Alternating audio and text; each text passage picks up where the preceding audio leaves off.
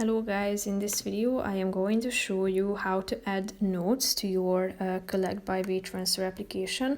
But first I just want to mention, don't forget to subscribe to my channel, because at 10,000 subscribers I am going to show you my whole YouTube revenue statistics and growth strategy, how to make money online. So let's jump into it. First of all, open the app on your phone, tap on the All Items button down below in the left side corner of the screen. Then click on the plus icon down below, tap on Notes, and then type in your new note into this blank white page. If you are done, click on the Save button in the upper right corner of the screen. Select a board from the already existing ones, or you can also create a new board by tapping on the plus icon down below.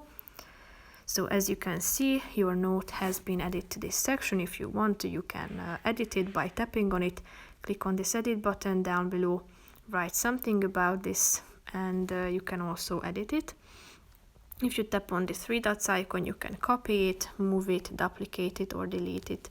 So that's pretty much it for this video, guys. See you in the next one. Bye bye.